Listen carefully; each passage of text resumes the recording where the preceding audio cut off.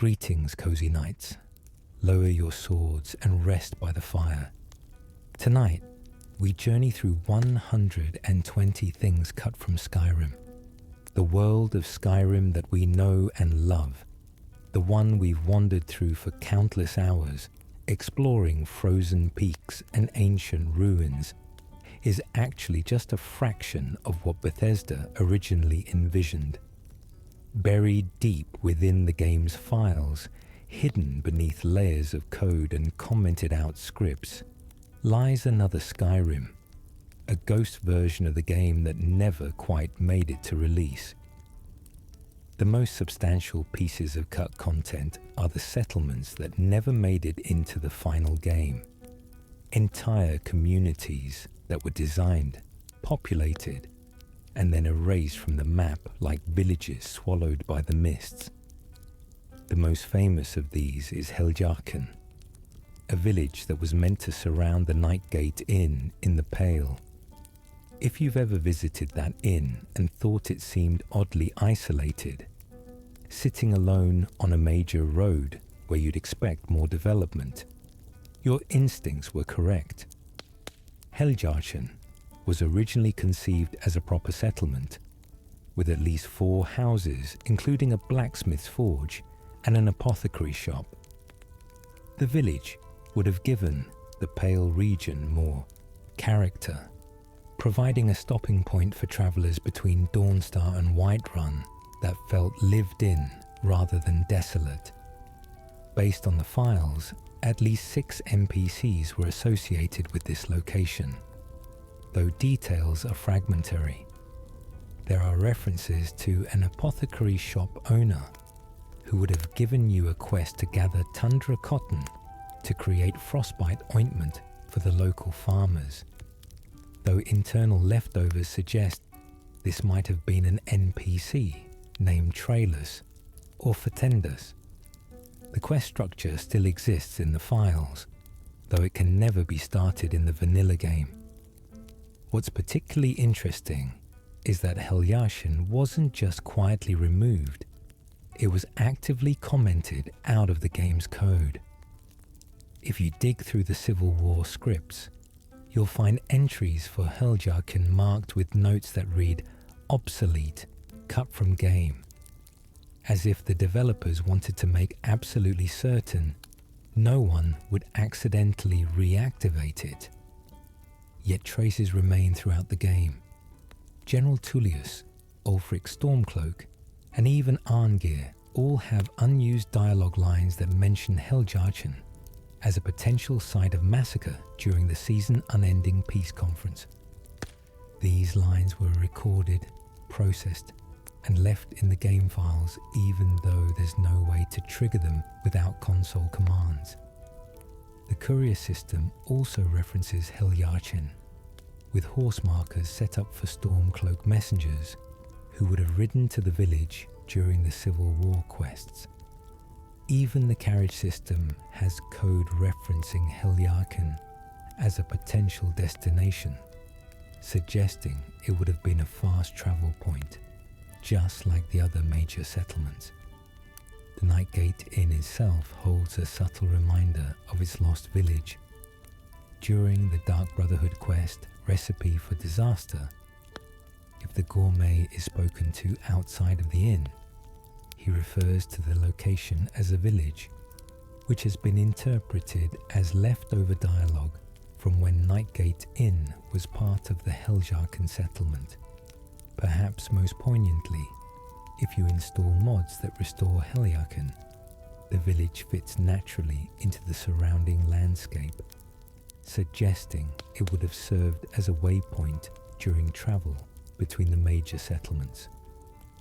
All of this was planned, programmed, and then removed, leaving only the inn standing like a tombstone marking where a community once thrived.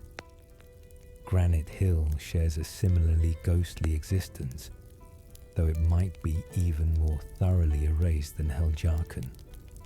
This settlement was supposed to connect Whiterun Hold to Falkreath Hold, providing a cluster of farms and an inn in an area that currently feels quite empty. The name comes from Arena, where a town called Granite Hall existed in roughly the same location, so Bethesda was clearly trying to maintain continuity with the series' history. What makes Granite Hill particularly fascinating is that despite being almost completely removed, it's still mentioned in the final game by Jarl Siggeir of Falkreath.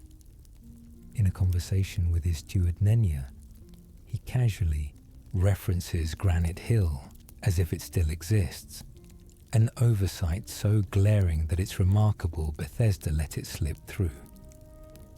The in-game book Holdings of Jarl Gjarlund even describes Granite Hill as 3 farms and an inn just north of Falkreath, providing a detailed description of a place that doesn't exist in the game world. This isn't artistic license or intentional mystery. It's simply evidence of how thoroughly Granite Hill was integrated into Skyrim's lore before being cut. If you use your map near the Great Henge Resurrection Dragon Mound and look carefully at the local map overlay, you can still see the words Granite Hill faintly visible, a cartographic ghost that somehow survived the deletion process. The Civil War scripts also reference Granite Hill with the same obsolete, cut-from-game notation found next to Heljarken, suggesting both settlements were removed around the same time, probably during a major revision of the game's scope. Based on their positions on the map, these settlements could have had strategic importance during the Civil War, serving as crossroads where troops could resupply before pushing into different holds.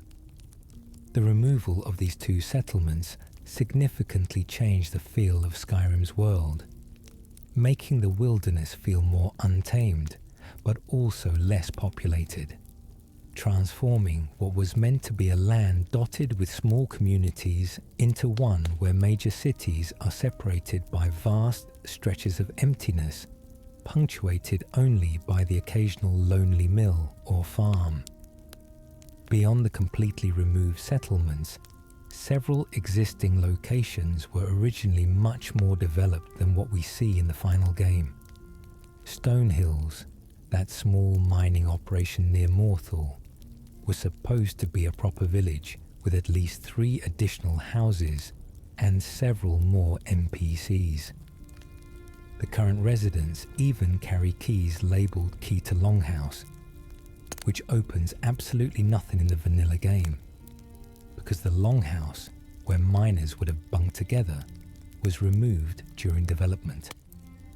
Gesture, the mine boss, was meant to have his own separate house rather than sleeping in the same area as his workers, a detail that would have added social hierarchy to the settlement.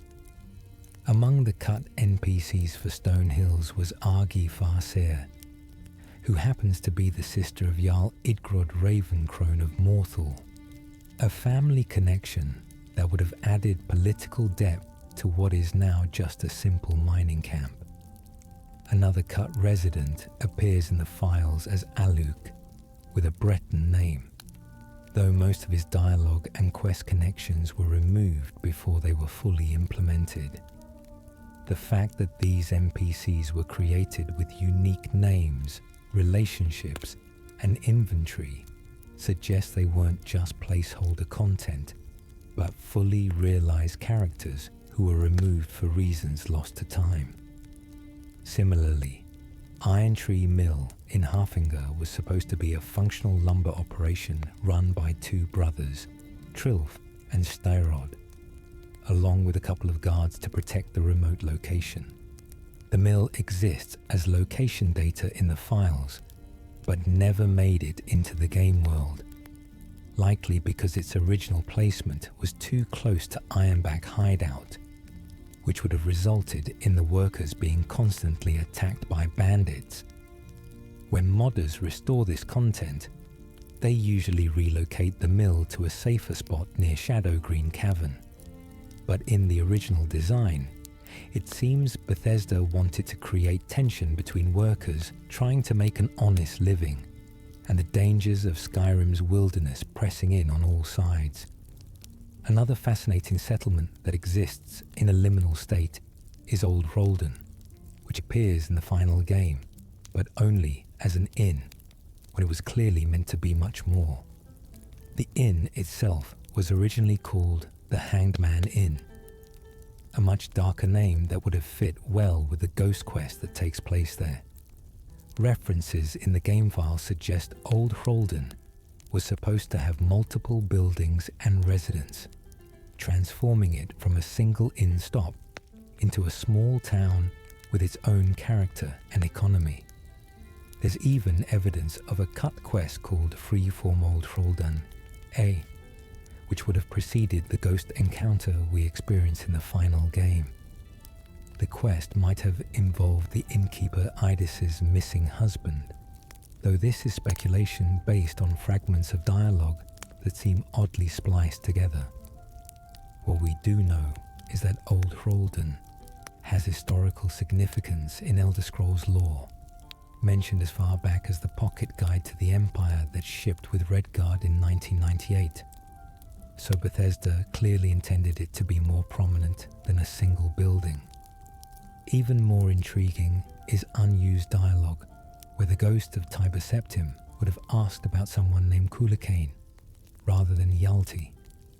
The internal topic is labelled Freeform Old Roldan Kulakain Branch, referencing an obscure historical figure from Elder Scrolls lore who never gets mentioned in Skyrim's final version. This suggests the ghost quest went through multiple iterations, each time becoming simpler, until we ended up with a relatively straightforward encounter that exists today. The removal of Old Roldan as a full settlement is particularly interesting because unlike Heljartian and Granite Hill, the location itself remains in the game. It just lost all the extra content that would have made it feel like a real community, rather than an isolated building standing inexplicably alone on the road. Moving beyond settlements, the world of Skyrim was supposed to be dotted with various mills and farms that never made it past the planning stage. Bear's Cave Mill was designed to sit south of Pine Watch, in terrain that's currently just empty forest. Frost River Farm, despite being mentioned multiple times in the game, and even having a dragon mound nearby, doesn't actually exist as a functioning farm. The location was meant to be a meadery run by twin brothers who later moved to Winterhold to pursue magical studies, leaving their business behind. But all that remains is the suggestion of where it once stood. Barley Dark Farm was supposed to appear near the puzzle pillars in Whiterun Hold, adding another agricultural presence to the tundra. But it too was removed before completion. These missing locations matter more than you might think, because they would have made Skyrim's economy feel more grounded. Without them, you have to wonder where all the food comes from, how the cities sustain themselves, why there are so few actual working farms for a region that's supposedly agricultural.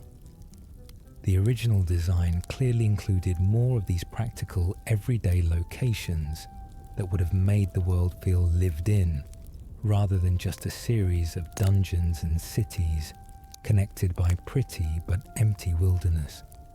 Each farm and mill represented not just a location, but NPCs with daily routines, quests to complete, and products to buy, all of which would have added texture to the game world, even if most players never consciously noticed them. The NPCs that exist in Skyrim's files, but not in its world, could fill a small town by themselves. Some were created for specific purposes and then left unused when those purposes changed, while others seem to have been removed almost arbitrarily, leaving behind fragments of dialogue and quest connections that hint at the roles they would have played. Terek might be the most infamous of these ghost residents. He was supposed to be a squatter living in Breezeholm before the player purchases it, invoking squatters' rights and refusing to leave when the Dragonborn shows up with a deed. This would have added a memorable moment to what is typically the player's first home purchase, turning it into a conflict that needed resolution rather than a simple transaction. Tarek has full dialogue written. He's assigned to the Breezehome faction. He's part of Whiterun's crime system, and if he were killed, he would even get a burial urn in the Hall of the Dead. Everything about him was complete except for the decision to actually place him in the game. The reasons for his removal can only be guessed at. Perhaps Bethesda worried about players killing him and creating quest complications. Or maybe they decided the moment of moving into your first house should be triumphant rather than complicated. Whatever the reason, Tarek remains in the files, forever waiting for a chance to claim squatters' rights that will never come. Captain Lonely Gale was meant to be the guard captain of Windhelm under Ulfric Stormcloak, a position of significant importance in one of Skyrim's major cities. Multiple dialogue branches reference him, NPCs mention him by name, and he has full combat stats and equipment loadouts. Yet he never appears in the game, his role apparently absorbed by other characters or simply left unfilled. Belin Hlalu, the Dunmer farmer, still has dialogue where he talks about Lonely Gale as if he's the guard captain. Another example of Bethesda leaving in references to cut content.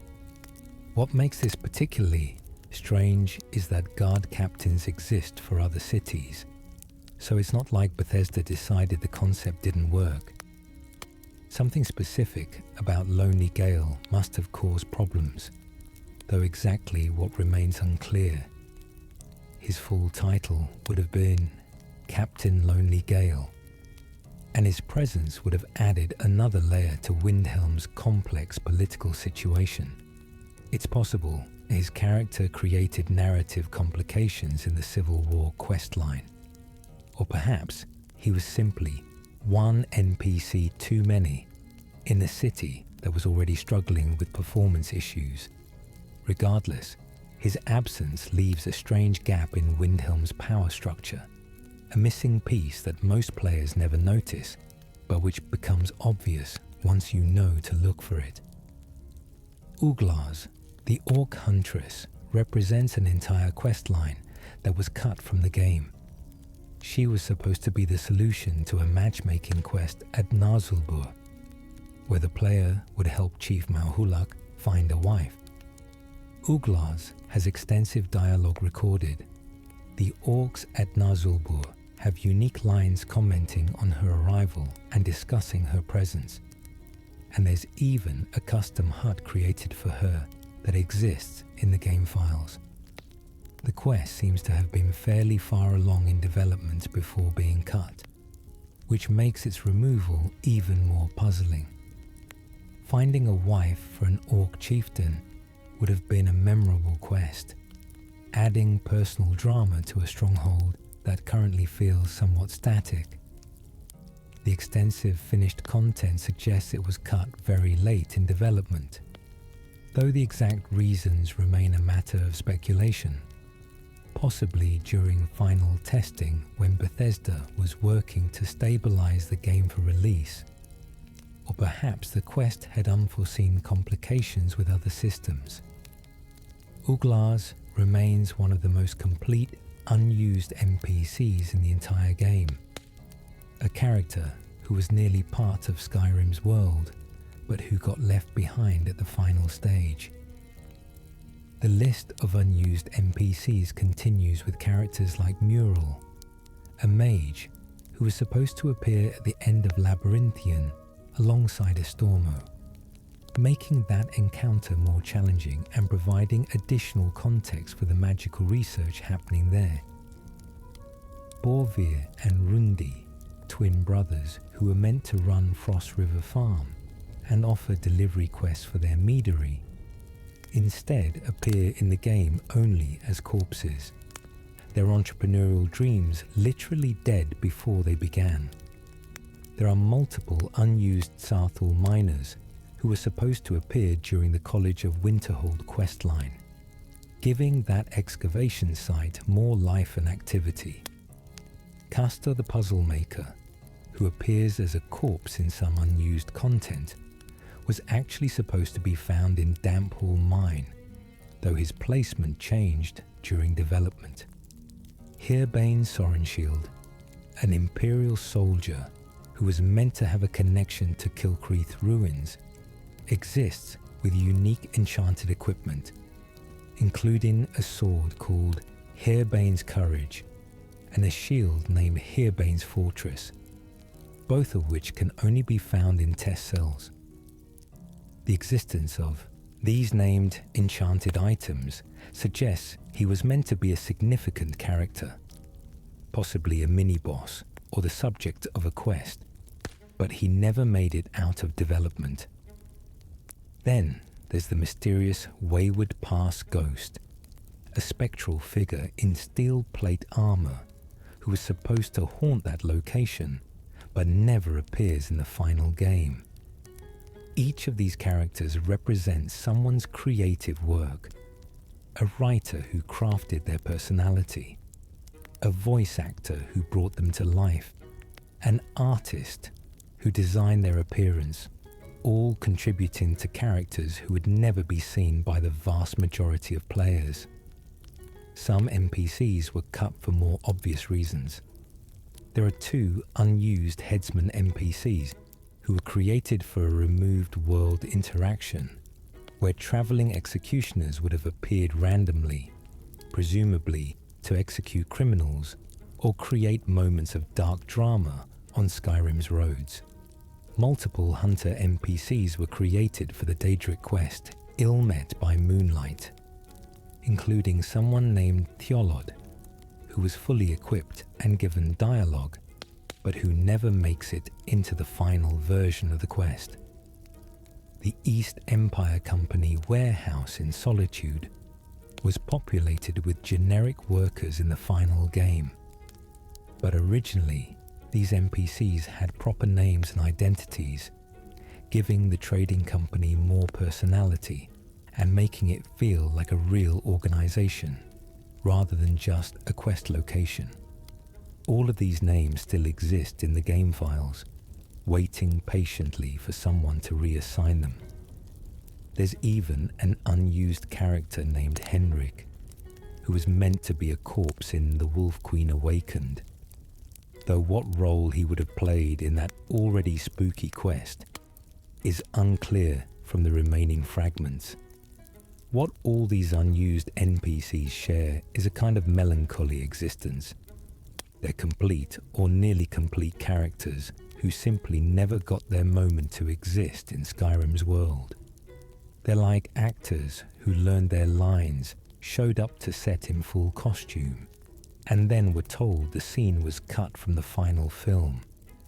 They exist in potential, in the realm of what might have been, forever waiting in the game's code for someone to notice them and wonder about their stories. The quests that didn't make it into Skyrim range from small one-off encounters to elaborate multi-stage adventures that would have significantly impacted how we experience the game. One of the most intriguing is a Civil War mission where you would have been tasked with stopping a giant named Goldar from harassing supply caravans. Instead of simply killing him, which would have been the obvious solution, you were supposed to offer him a painted cow as a gift and then make a deal with him to attack enemy forces. This quest exists in the files under the designation C Mission 08, and while it's too incomplete to play without extensive modding, enough remains to understand its basic structure. The concept of negotiating with a giant rather than fighting it would have been a refreshing change of pace in a game where most problems are solved with violence, and it would have added moral complexity to the civil war by forcing you to weaponize a creature that's normally neutral. The painted cow mechanic is particularly interesting because you can still occasionally encounter a farmer offering a painted cow to giants as a random world event, which many interpret as a remnant of this cut quest system. Bethesda built the mechanics for the quest, created the NPCs, established the systems, and then removed the actual quest itself while leaving fragments scattered throughout the game world. The College of Winterhold lost an entire quest, where you would have helped Finis Gestor investigate the fate of 4 missing apprentices, Borvir, Ilaste, Rundi, and Yisra. These apprentices still appear in the game as corpses scattered around Skyrim, and each carries an item that identifies them, like Rundi's dagger, but bringing these items to Finis has no effect in the vanilla game. The quest structure exists in the files, with stages and objectives carefully mapped out, but it was never activated. This would have been a somber addition to the college quest line, a reminder that magical study is dangerous, and that not everyone who seeks knowledge at Winterhold survives their education. The fact that the corpses are still placed around the world, but serve no purpose, feels almost cruel, like Bethesda wanted to leave a memorial to these failed students, but couldn't spare the development time to make their deaths meaningful. Another college quest would have had Sergius Turianus repeatedly asking you to fill grand soul gems, a simple but useful repeatable quest that was finished and even mentioned in the Primer strategy guide, but which never triggers in the game. Similarly, Tolfdir was supposed to send you after rogue wizards who were wreaking havoc in the aftermath of closing the Eye of Magnus, a repeatable quest that would have given the college storyline more of an epilogue and made the world feel more reactive to your actions. Boethia's Calling, already one of Skyrim's more memorable Daedric quests, was originally supposed to have a second part where Boethia would task you with assassinating Jarl Elisif the Fair using stealth, deceit, and guile, rather than direct confrontation. This would have been a dramatically different kind of quest for Skyrim, requiring careful planning and social manipulation, rather than dungeon crawling. The quest is marked in the files as starting immediately after you finish the current version of Boethia's Calling by equipping the Ebony Mail, at which point Boethia would inform you of your new objective, rather than simply congratulating you. The assassination was supposed to be done cleverly, perhaps by poison or manufactured accident, testing your creativity rather than your combat skills. The likely reason for removal becomes clear when you consider the complications. Killing a Jarl would break multiple other quest lines and create significant scripting challenges. Plus, it would have made Boethia's Calling one of the most consequential quests in the game, potentially locking players out of content if they completed it at the wrong time. Still, the ambition of the concept is impressive, and it would have made Boethia feel more like the Daedric prince of plots and treachery, rather than just another deity who wants you to kill people. The Thieves Guild was supposed to have additional development through a quest called Supply Line, where Rigvar of Frost River Farm would have you deliver his soon-to-be-famous Frost River Mead to various taverns around Skyrim. The quest is marked as repeatable and has full dialogue recorded, including Rigvar's enthusiasm about his product and the sad reality that it never becomes famous. This would have been a low-stakes, almost meditative quest, letting you tour Skyrim's taverns while building Rigvar's business, and earning a modest payment. The poignant part is that Rigvard dies once Frost River Farm is burned down during certain quest paths, which means the quest would have had a bittersweet quality. You could help this optimistic entrepreneur build his reputation only to see it all destroyed by the chaos of Skyrim's conflicts. Several other smaller quests exist in various states of completion. A shipwreck quest, where you'd meet someone named Trius and search for a jewelry box that would reward you with a new spell. A Bard's College quest that was supposed to follow the festival of burning King Olaf, possibly expanding on the poetic Edda that Viamo mentions. Multiple delivery quests and radiant objectives that were created but never quite finished. Each represents a thread in Skyrim's world that was started but never woven into the final work.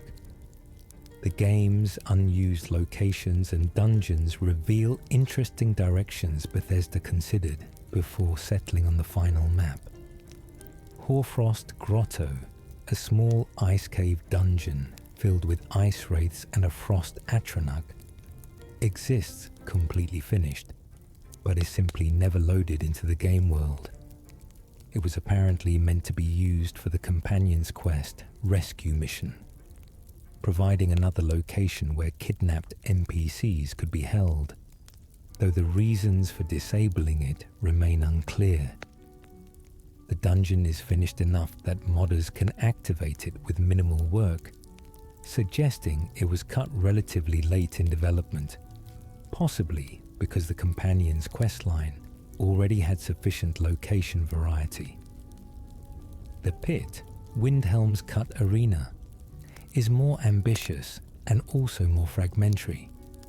This was supposed to be a fighting arena beneath the city where you could wager on battles or participate in them yourself. Managed by an NPC named Benkum, who would handle all the betting. The Pit would have given Windhelm more depth and provided a venue for players who wanted to test their combat skills outside of life or death dungeon delving. References to the Pit appear throughout Windhelm's dialogue, with NPCs mentioning it casually as if it still exists. Another example of Bethesda removing content, but leaving conversational references intact. The reasons for cutting such an interesting feature can only be speculated upon. Performance might have been an issue, or perhaps the betting mechanics proved too difficult to implement properly within the time available. Arena combat had been a feature in Oblivion, but was notably absent from Skyrim, so the Pit might have been an attempt to bring it back in a more localized form before ultimately deciding the concept didn't fit. A guard tower was meant to stand in Whiterun, placed somewhere in the city's layout, but removed before completion. Little information survives about what purpose it would have served, though given Whiterun's importance as a trade hub, an additional guard presence would make logical sense. Interestingly, Whiterun was also supposed to have a shrine of Talos, just like Markarth's, but this was removed before the game shipped. This is particularly fascinating given how central the Talos worship ban is to Skyrim's plot. Having a shrine in Skyrim's most central city would have made the religious conflict feel more present and immediate, rather than something that happens mostly in dialogue. The reasons for its removal can only be guessed at. Perhaps it created complications with the Thalmor questlines. Or maybe Bethesda wanted to avoid making Whiterun's Jarl seem like he was defying the Empire too openly. Tidna Mine, the prison in Markarth, was supposed to have an obscured passage that served as an alternate escape route, adding more options to what is already one of Skyrim's more inventive quests. The passage exists in the files, fully mapped and navigable, but it's sealed off in the final game. Riften was supposed to have an active southeast city gate, rather than one that's boarded over for no explained reason, suggesting the city's layout went through multiple iterations as Bethesda tried to optimize it for performance and playability. On Solstheim, several unused mud crabs covered in ash exist in the files, adding local flavor to the island's volcanic environment, but never appearing in the Dragonborn DLC. The Forgotten Vale was supposed to have scorpion traps, a devious environmental hazard that would have made exploring that beautiful but dangerous area even more tense. Riverwatch, a small cave that was supposed to appear between Windhelm and Kynesgrove, exists as a nearly complete interior that simply never linked to the exterior world. These locations aren't just empty cells. They're fully detailed environments with enemies placed, loot distributed, and lighting configured. They represent significant development time that got shelved for reasons ranging from redundancy to technical issues to simple time constraints. When you think about how much content Skyrim shipped with, the fact that there's this much additional finished content that never made it into the game is staggering. It suggests that, at some point in development, Bethesda had created a version of Skyrim that was significantly larger than what was finally released. A version that might have been too ambitious for the hardware of the time, or too sprawling for even their generous development schedule. The magic system in Skyrim was significantly simplified from earlier Elder Scrolls games, and the cut spells reveal just how much was trimmed away. Levitation, a series staple since Arena, was notably absent. Bethesda has explained this was partly because cities exist in separate cells that you can't fly over, but levitation is also specifically banned by the Levitation Act in Elder Scrolls lore, which was enacted in 3E421. Providing both a technical justification and a narrative reason for its removal. Slow Fall, another classic spell, was cut despite being useful for traversing Skyrim's mountainous terrain. Mark and Recall, which essentially provided player-defined fast travel in Morrowind, didn't return, probably because Skyrim's fast travel system made them redundant. Bound armor spells, which would have let mages conjure weightless Daedric quality protection, exist in concept, but not in implementation. The game has bound weapon spells but not armor equivalents, and balancing conjured armor alongside crafted and found armor may have presented challenges that led to this decision. Silence, a spell that prevented enemies from casting by making them mute, was cut even though it would have been tactically interesting against mage opponents. One possible explanation is that Skyrim has a perk that lets mages cast silently, which could have made the spell ineffective against properly skilled enemies. Reflect spells, which would bounce attacks back at aggressors, didn't make the cut. Given how powerful these effects could be in Oblivion, where they could be stacked to near invincibility, this may have been a conscious balance decision. The really interesting cut spells are the ones that exist partially in Skyrim's files. Fade Other and Circle of Vitality are restoration spells that were created but never distributed to vendors or loot tables, meaning they exist in the game but are essentially impossible to obtain without console commands. Several staff types have unused variants, including staves that cast Fire Rune, Frost Rune, and Shock Rune, which would have given enchanters more options for creating magical weapons. Flow spells appear in the files with keywords and effects configured, but without any way to actually learn them, suggesting they were tested during development but removed before release. The double wall enchantment for staves was created but disabled, leaving only single wall staves in the game. These half-implemented spells are particularly fascinating because they suggest the magic system went through multiple revisions, with Bethesda adding and removing options as they tried to find the right balance between variety and comprehensibility.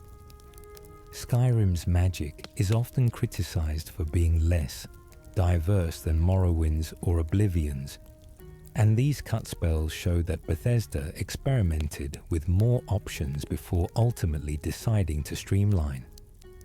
Beyond individual spells, there's evidence that entire magical mechanics were considered and abandoned. References to a spell creation system similar to Oblivion's exist in the code. Though they're so fragmentary, it's impossible to know how far development progressed. Given that spell creation in Oblivion could be exploited to create absurdly overpowered effects, its removal was likely influenced by balancing concerns, though many players still mourn its loss. The game files also contain references to magic effects that never made it to any spell, including various debuffs that would have reduced enemy resistances or increased vulnerability to specific damage types. These elemental weakness effects existed in Oblivion, and their absence in Skyrim makes mage gameplay less tactical, since you can't soften up enemies before hitting them with your main damage spells. Some of these effects were later restored by the Odin Magic Overhaul mod, proving they work mechanically, even if Bethesda chose not to include them. The Restoration School in particular seems to have lost content, with references to more diverse healing effects and cleansing spells that would have made playing a healer more interesting. When you combine all these cut magical elements, you get a picture of a magic system that was originally much more complex and varied before being simplified for final release, whether for balance reasons, time constraints, or design philosophy shifts. The items and equipment that didn't make it into Skyrim represent a treasure trove of missed opportunities for customization and lore. The Ring of Khajiit, a Daedric artifact that has appeared in previous Elder Scrolls games associated with both Mephala and Meridia, exists as a complete model and texture in Skyrim's files, but was never placed in the world. In earlier games, this ring provided invisibility or powerful sneak bonuses, and while Skyrim eventually added it through the Creation Club fishing content, it was absent from the base game and all major DLCs. The Ring of Khajiit, as it's alternatively known, would have been a perfect reward for the Thieves Guild questline or a Daedric quest, but instead it sat unused in the files for years. What makes this particularly interesting is that several Daedric princes in Skyrim give out different artifacts than they did in earlier games, showing the developers were rethinking artifact distribution. The ring's absence could have various explanations. Perhaps it was originally intended for Nocturnal, but was cut in favor of the Skeleton Key storyline. Or maybe it was considered for Meridia instead of Dawnbreaker. Whatever the original plan, losing this artifact removed a powerful stealth option from the game. The Jarl outfits went through multiple design iterations, and the cut versions are fascinating. Jarl, Elisif's outfit, the fine raiment, was supposed to be accompanied by custom headwear, 2 pieces actually, a circlet with a red and gold pattern for female Jarls, and something more like a hat, with different patterns for males.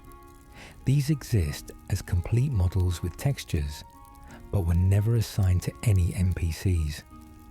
There's also an earlier version of the Jarl outfit that features shorter skirts, arm guards built into the sleeves, no feathers on the collar, and a much longer fur cape, suggesting the Jarl aesthetic went through significant revision.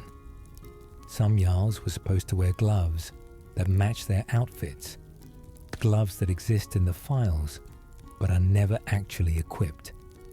When modders restore this content and give Balgruuf, Lila Lawgiver, Skald, Igman, and Sidgir their proper gloves, it's surprising how much more complete their outfits look, raising questions about why such a seemingly simple addition was left out.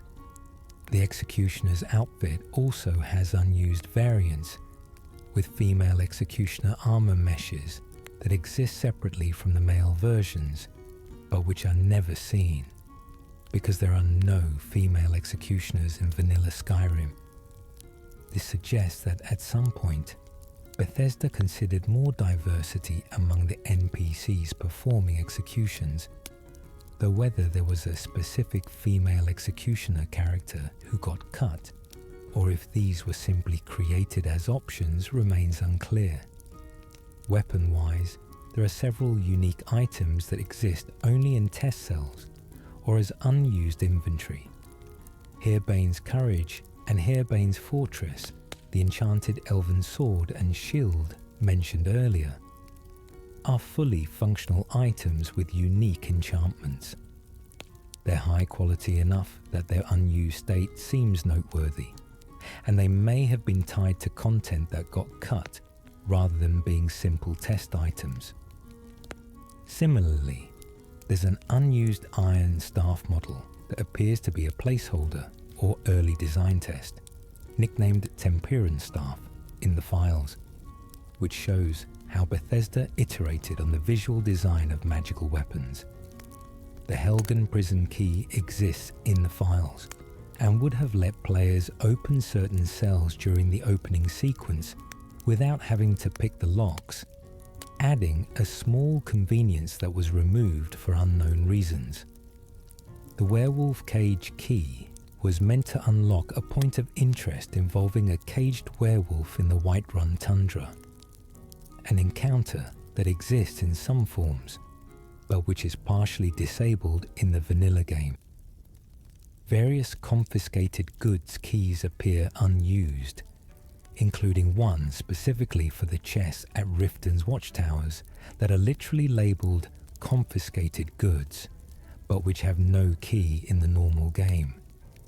Sild Staff, which would have been associated with the hostile mage Sild the Warlock, exists as a unique weapon, but is never placed in the game world, meaning players who defeat Sild get generic loot, instead of a memorable, unique item. The Civil War, Skyrim's central political conflict, was apparently even more ambitious in its original design than what shipped in the final game. One of the most obvious cuts is the horse patrol system. In the game files, you can find references to mounted guards who would patrol the roads between cities, providing mobile security and making the war feel more present as you travelled. These patrols have specific IDs like Guard Rorikstead Imperial Horse Patrol and Guard Rorikstead Sons Horse Patrol, showing that both sides were supposed to have mounted units. The couriers who appear during Civil War quests were supposed to ride horses as well, with horse markers set up at various inns throughout Skyrim. But in the final game, they just run everywhere on foot, like particularly fit messengers. The removal of mounted patrols likely had multiple causes, and based on Skyrim systems, horses are notoriously difficult to script reliably.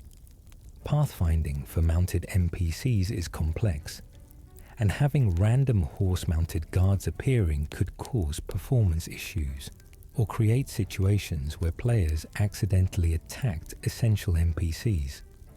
Still, the absence of these patrols makes the Civil War feel less dynamic, more confined to specific locations, rather than being a province-wide conflict.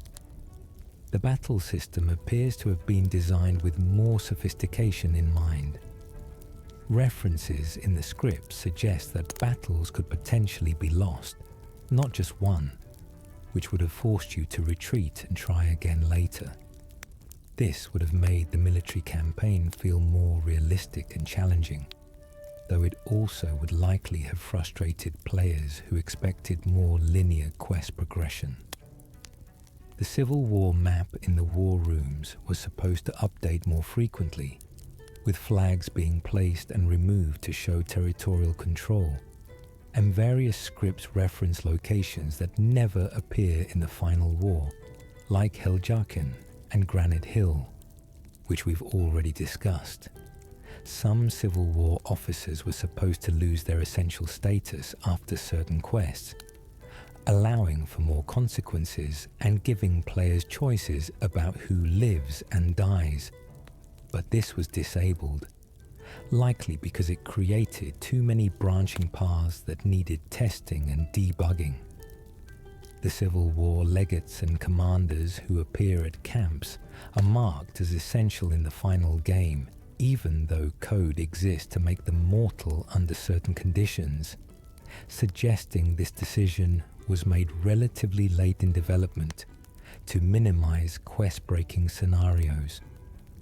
There are also unused Civil War objectives and scenarios scattered through the files. One involves defending or attacking specific settlements during dynamic battles. Another includes supply caravan missions, where you'd escort goods to friendly camps or raid enemy supplies. Some of these missions made it into the final game in simplified form, but others exist only as quest stages that can't be triggered.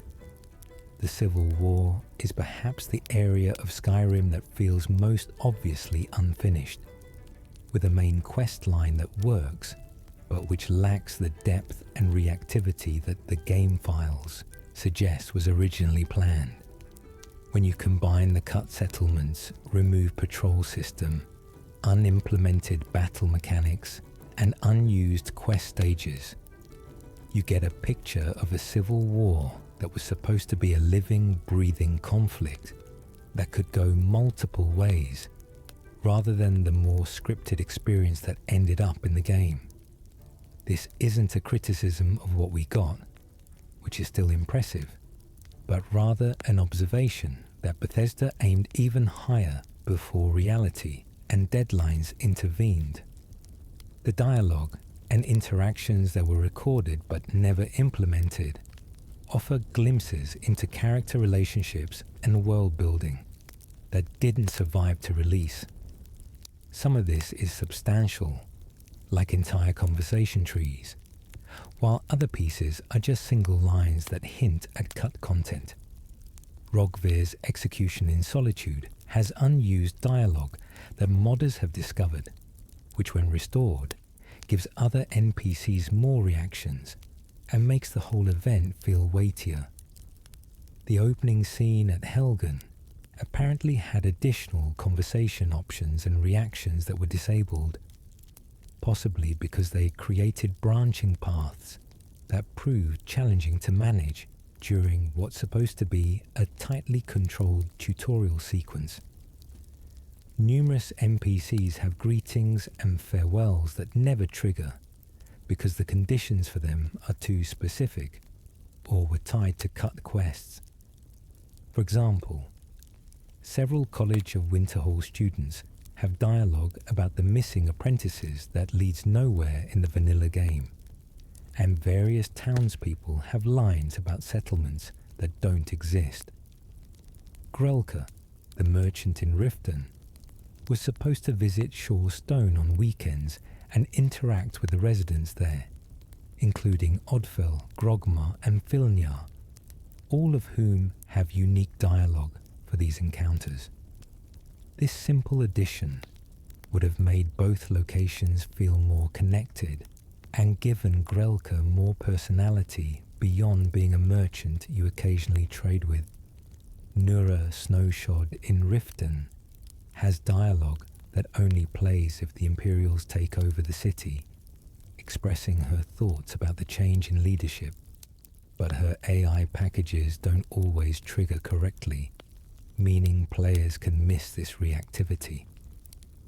Honoriath, the hunter in Whiterun, was supposed to go outside the city to practice archery, with unique animation packages and dialogue for this activity, but he remains inside the city walls in the vanilla game, making his hunting skills more told than shown. Multiple NPCs have cut packages where they'd visit each other's houses, go to temples at specific times, or engage in activities that would make the cities feel more alive. But these were disabled, probably to improve performance or because the pathfinding caused issues. Malborn, the wood elf who helps you infiltrate the Thalmor embassy, has cut facial expressions and dialogue that make him more expressive during the tense moments of that quest.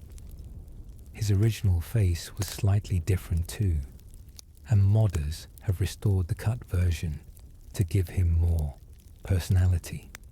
The matriarch, an NPC that appears in a specific context, has unused dialogue that expands her role and makes her seem more important than she ends up being. Barbas, Clavicus Vile's dog companion, has several lines that were recorded but which never played during a Daedra's best friend, making his personality feel more fleshed out when restored. The East Empire Company workers we mentioned earlier had names and personalities in the original design, with dialogue that would have played during the company's questline, but they became generic NPCs in the final game, making the organization feel more corporate and less human. All these little cuts add up, creating a version of Skyrim where characters are slightly less reactive, slightly less individual, slightly less integrated into their world. None of these removals break the game, which is still incredibly immersive, but they represent moments of character development that got sacrificed to meet deadlines and technical requirements. Environmental details and world-building elements that never made it into the game reveal how much attention Bethesda paid to making Skyrim feel like a real place, rather than just a game level. Map markers for various locations exist in unused states, including markers for the Jarl Palaces in Whiterun, Riften, Mortal and Dawnstar that would have let you fast travel directly to the seats of power rather than just to the city gates. These are minor conveniences, but their removal means extra walking, and considering how often players visit Jarls for quests and Radiant objectives, these markers would have been useful. The fact that they were created and then disabled suggests Bethesda worried about trivializing navigation or making the cities feel too small if players could instantly appear at multiple locations within them. Some locations have multiple markers in the files, suggesting different layouts were tested before settling on the final design. Landscaping and clutter placement went through numerous revisions, with many objects placed and then disabled. For instance, various dragon mounds have unused clutter around them. Little environmental details that would have made each burial site feel more unique. Trees and plants appear in the files at different locations than where they ended up, showing how Bethesda carefully curated the world to create specific sightlines and environmental stories. Some rocks and boulders are positioned in disabled states, suggesting they created pathfinding issues or blocked important views. There are more guard tents and military camps in the files than appear in the game, many of them tied to the expanded civil war that got scaled back. Specific furniture arrangements exist for buildings that change layout during development, leaving behind chairs and tables that float in unexpected locations if you activate them through console commands. Dawnguard and Dragonborn content also has cuts, though these DLCs came later and presumably had more focused development. The Windhelm and Dawnstar dock markers were added by Dawnguard, but then disabled, possibly because they caused conflicts with existing mods or created fast travel exploits. Solstheim mud crabs covered in volcanic ash exist, but don't appear, which is odd, because they'd add local flavour without causing any obvious problems. The Forgotten Vale's scorpion traps were fully implemented and then disabled, possibly because playtesters found them too punishing in an area that's already quite challenging. Some Dawnguard weapons and armour have variants that go unused, including different enchantment combinations and visual designs. The Vampire questline has several alternative dialogue paths that are disabled, suggesting different approaches to some missions were considered before being narrowed down. Even the Soul Cairn, that haunting afterlife realm, has some areas that are blocked off or underutilized, with geometry suggesting additional content was planned but not completed. The Creation Club content that came later restored some cut items like the Ring of Khajiit, but there are references in the files to other Creation Club content that was planned but never released, ideas that Bethesda prototyped and then abandoned. Some of these might still appear someday, while others are probably permanently shelved. The fishing mechanic that was eventually added was apparently considered much earlier, with references to fishing poles and aquatic loot appearing in base game files long before the fishing system was implemented. This suggests Bethesda had a long list of features they wanted to add, working through them slowly over years of updates and additions. Character relationships and backstories often have more depth in the files than what appears in actual gameplay. Multiple NPCs have relationship markers that establish family connections, friendships, or rivalries that are never mentioned in dialogue or used for any quests. For example, some characters are marked as friends who never actually interact, suggesting cut dialogue or quests that would have explored these relationships. Various NPCs have relatives who are mentioned in their data, but who either don't appear in the game or appear without any acknowledgement of the relationship. This is particularly common with siblings and cousins, where the connection exists in the game's backend but never surfaces in any meaningful way. Agi Farsia, who we discussed earlier, is marked as Jarl Idgrod's sister, a connection that would have added political intrigue to Morthal if it had been developed. Benkum, the Katarina manager, is marked as Huki Seven Swords' employer and Angrenor once Honored's friend, suggesting the Windhelm arena had whole social networks built around it. Marriage candidates have cut dialogue and interactions that would have made relationships feel more developed. Some NPCs who can't be married have all the flags and dialogue to allow it, suggesting the list of eligible partners was longer before being trimmed down.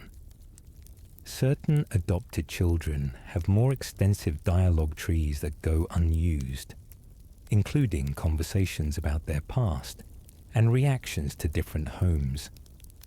The adoption system itself has unused features, like children being able to keep more types of pets or react to more types of player actions. These relationship systems were clearly important to Bethesda, but got simplified, probably because the branching paths became too complex to test thoroughly. A few NPCs have unused package up and leave routines that would have made them move to different locations based on player choices or quest outcomes, creating a more dynamic world where actions have visible consequences. Most of these were disabled because they could break subsequent quests, or because playtesters found it confusing when NPCs they were looking for had moved without explanation. The technical oddities and debug content scattered through the files offer a peek behind the curtain at how Bethesda develops games. Test cells are everywhere, little rooms where specific features were tested in isolation, and many contain unique items or NPCs that never made it into the main game. One test cell contains all the Daedric artifacts laid out in a row. Another has every armor set arranged on mannequins, and several contain NPCs having conversations that were being tested for timing and animation. These cells weren't meant to be seen by players, but they're not locked away either. Anyone with console access can visit them and see the skeleton of Skyrim's development. Some items in these cells have names like test sword or placeholder armor, while others are fully finished pieces of content that just never got placed in the world. Debug dialogue appears throughout the game, usually conditioned so it can't trigger normally, but sometimes as it's still accessible through console commands. NPCs will say things like, "Debug, this is the greeting for stage 10, or test line to check audio levels, which is surreal to hear in the context of the actual game. Some scripts have commented out sections with notes from developers explaining why certain features were disabled or what bugs they were trying to fix. Reading these comments is like archaeological excavation, piecing together the development timeline from fragmentary evidence. Quest stages often have debug text that was never meant to be seen, explaining what's supposed to happen at that stage or why it might not trigger correctly. This debug content is invaluable for modders trying to understand how Skyrim systems work, but it also humanizes the development process, showing that even Bethesda, with all their experience, had to iterate and experiment to get things working. Some technical cut content is more substantial. There are references to magic effects that were created but never assigned to any spells, abilities that exist in the game's engine, but which no player can access without mods. Some of these effects break the game in interesting ways, suggesting they were removed because they cause problems that couldn't be easily fixed. Others work perfectly fine and seem to have been cut simply because there wasn't a good place for them, or because they overlapped with other content. The game's perk trees have unused perks, abilities that were designed and balanced, but which didn't make the final cuts of each skill tree. For example, there's an archery perk that would give you a 25% chance to disarm opponents, a powerful effect that was apparently too strong or too situational to include. Some of these cut perks would have made certain playstyles much stronger, while others would have added variety without breaking balance, making their absence feel arbitrary. The AI package system, which controls how NPCs behave, has numerous unused packages that would have created interesting behavior. NPCs who could follow more complex schedules, guards who would change their patrol routes based on time of day or season, merchants who would travel between cities on specific days. All of these were prototyped and then simplified or removed. Some of the simplification was necessary because complex AI packages are computationally expensive, but some seems to have been done to make NPC behavior more predictable and reliable. Bethesda clearly struggled with finding the right balance between NPCs that feel alive and unpredictable, versus NPCs that players can rely on being in specific places when needed. The result is a game where most NPCs follow relatively simple routines, but the cut packages show that more ambitious behavior was definitely considered and tested. Faction relationships and reputation systems have unused complexity too. Some factions have relationship values with each other that are set up but never checked by any quests, suggesting more elaborate faction politics were planned. The Forsworn, for instance, have relationship markers with various holds and factions that suggest they were supposed to be more integrated into Skyrim's political landscape, rather than being generic enemies. The Silverblood family in Markarth has connections to multiple factions and characters that are partially implemented, hinting at cut quest lines that would have explored the corruption in the Reach more deeply. The East Empire Company was clearly meant to be more important than it ends up being, with faction relationships and quest hooks that go nowhere. Even the weather system has cut complexity. Some weather types exist in the files, but rarely or never appear in the actual game, including certain combinations of precipitation and lighting that were tested but deemed too performance intensive or visually unclear. The aurora borealis that appears in Skyrim's night sky has variants with different colors and intensities that go unused, suggesting Bethesda experimented with making the northern lights more varied before settling on the version that appears in-game. Some regions have weather patterns assigned in the data that don't match what actually occurs there, suggesting regional climates were adjusted during development to improve gameplay or performance. Book and note content was clearly revised multiple times, with earlier versions of various texts still existing in the files. Some books reference cut locations or characters, while others contain lore details that contradict the final version of events, suggesting story changes happened late in development. The holdings of Jarl Gjarland book that mentions Granite Hill is the most obvious example, but there are others scattered throughout the game. Small textual references to content that no longer exists. Some letters and notes are addressed to NPCs who were removed, creating contextless messages that players can find, but which refer to people and places that aren't in the game. These orphan texts are particularly melancholic, like messages in bottles that arrived after their intended recipients had moved on. Sound files reveal cut content too, with voice lines and ambient audio that never play in the normal game. Some NPCs have entire conversations recorded that are never triggered, while others have alternate versions of lines with different emotional reads that were tested before choosing the final version. Ambient sounds for locations that don't exist appear in the files, like the sounds of a busy marketplace or arena crowd that were meant for cut content like the Windhelm Pit. Some creature sounds have variants that never play, suggesting different versions of familiar enemies were tested.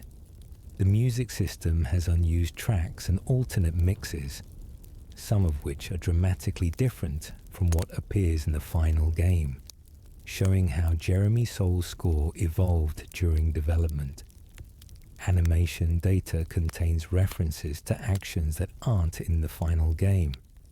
Some NPCs have idle animations that never play, and various creatures have attack patterns that are programmed but never used. The dragon animations are particularly interesting, with some flight patterns and breath attacks that exist in the files, but which dragons never actually perform. Whether these were cut for balance reasons or technical limitations is unclear, but their presence suggests dragon encounters were iterated on extensively. Some humanoid NPCs have combat animations that are more elaborate than what they use in practice, suggesting the combat system was more complex before being streamlined. The achievement and statistics tracking systems reference activities and accomplishments that aren't possible in the vanilla game, suggesting features that were planned but not implemented.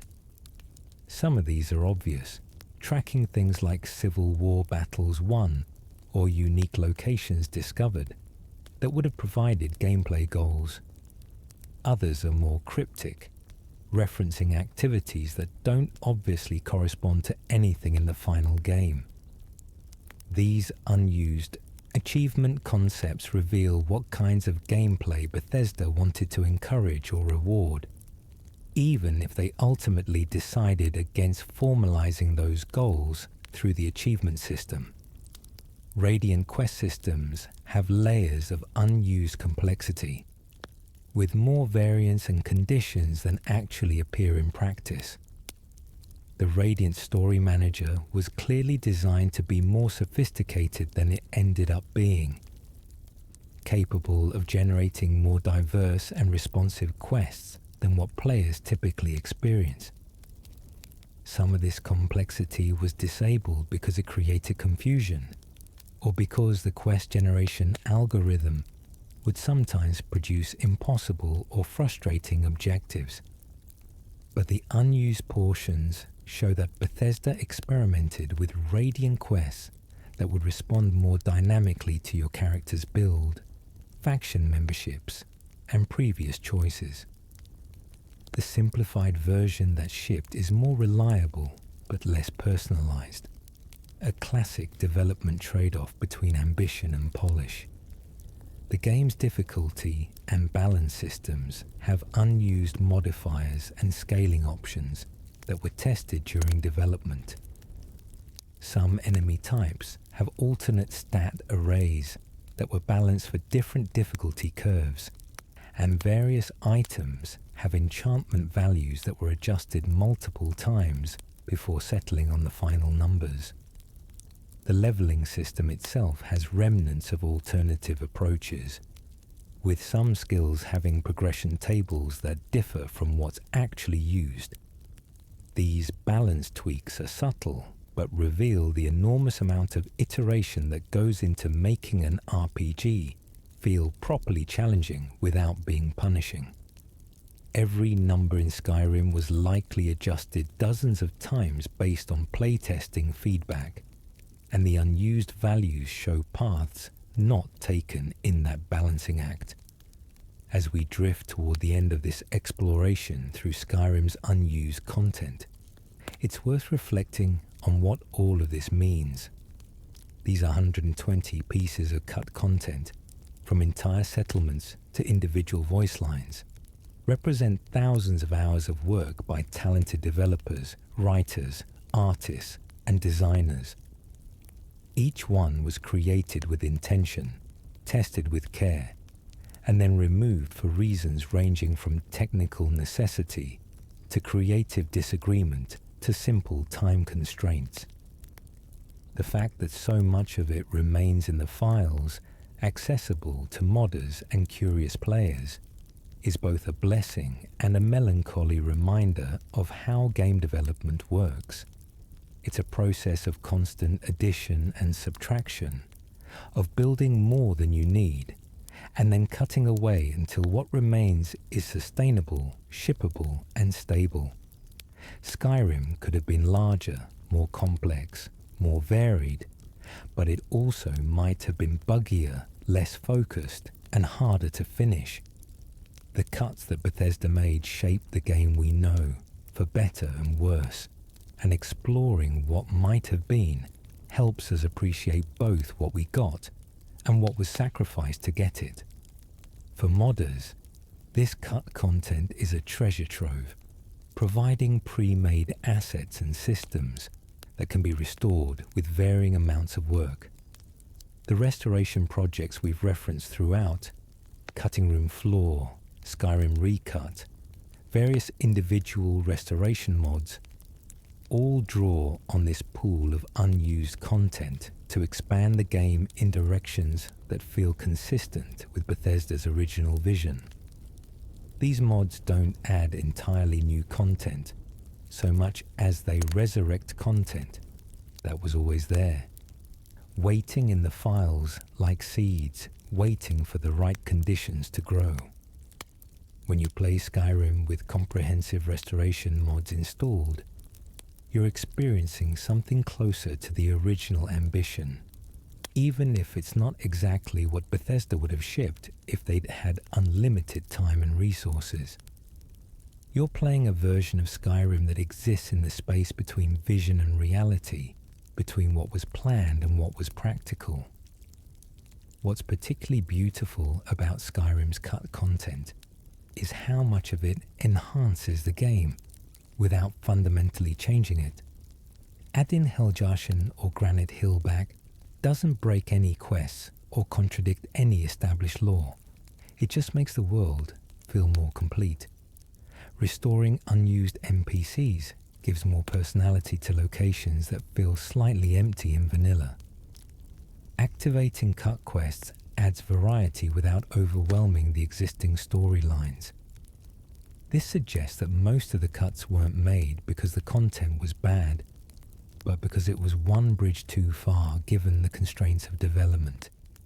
In an alternate timeline where Bethesda had another year of development time, or where the console hardware was slightly more powerful, much of this content might have made it into the final game. As it is, we have both versions, the official release and the shadow game that exists in the files, and we can appreciate both for what they represent. Thank you for journeying with me tonight, Cozy Nights. If this story helped you rest, consider leaving a like. It helps other weary travelers find their way to our fireside. And remember, there are many more tales waiting for you here by the fire. So don't forget to subscribe so you don't miss our next adventure. Until next time, sleep peacefully and have a cozy night.